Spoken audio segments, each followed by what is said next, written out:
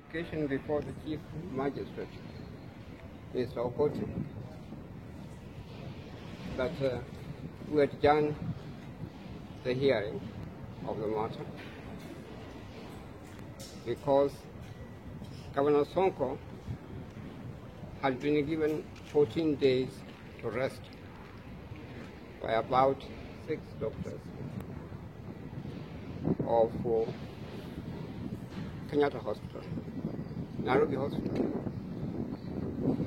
And Governor Sonko had also lost his driver, who died suddenly. And when death occurs these days in such a manner, we suspect that it may be that it is COVID. There was also another issue that I raised.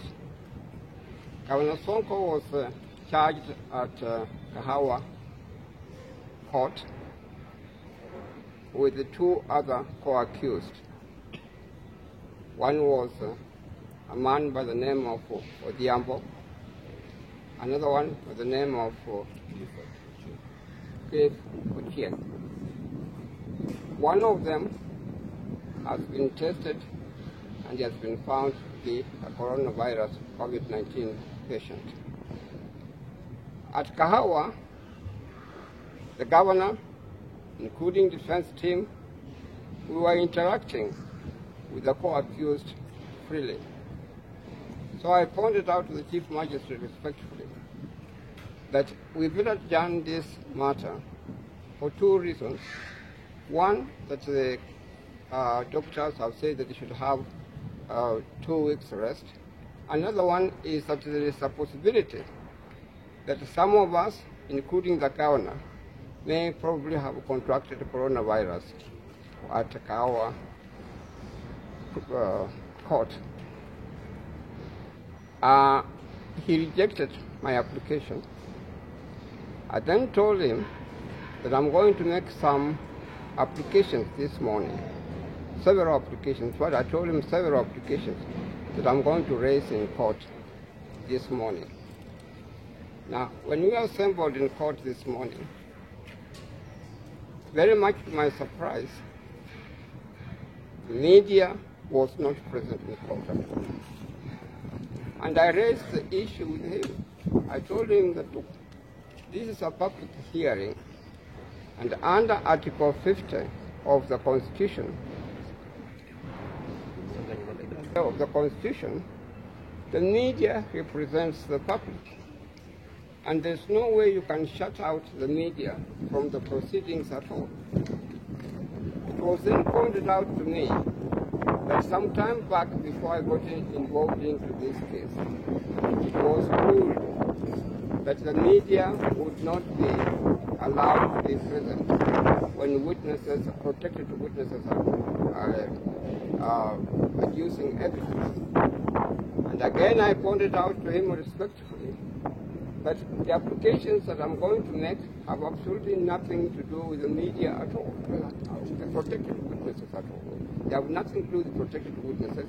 They are ordinary applications that do come up from time to time during a criminal hearing. And I saw no reason why the media should be excluded from the court. He insisted that he had made orders very clear in the past that the media would not be allowed, and that the next witness should be allowed to testify. It was at that stage that I told him that I would not sit in the courtroom at all, partly because I wanted to make applications which I thought were important to promote a fair hearing, and if I'm not permitted to make those applications, I would not be of much use to the governor at all. So I decided now to walk out. But before I decided to walk out, I did point out to him that there is a complaint that has been forwarded to the Judicial Service Commission against him by Governor Sonko. And in that complaint, it is quite clear that the Constitution of the Republic is being mutilated. It is no longer being followed or complied with at all. So that's where we stand now. I left the courtroom My colleagues, I think Mr. Nyakundi and Mr. Nyamu and Mr. Kaingo, have remained behind. But I did not think that it would be fair for me to be a party to proceedings where I do not even have the documents, I have not taken full instructions from the governor, and I don't think that I will be of much use to the governor sitting in that courtroom at all. I take the view that any accused person should only be convicted and sentenced if the hearing or the trial has been within the four corners of the Constitution. But the way we are now handling the trial of Governor Sonko is highly objectionable. It is not consistent with the Constitution at all. But from what I was able to pick up from the letter of the complaint to the Judicial Service Commission,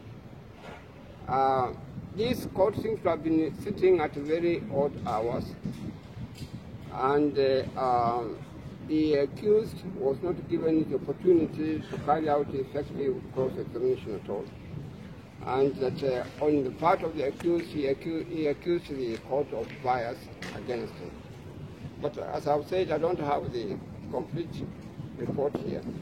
But Nyamu and Mr. Nyakundi have got the application, or if you get in touch with me later on, I would avail to you the complaint. It's very, very important issues touching on the Constitution of Kenya, 2010 Constitution.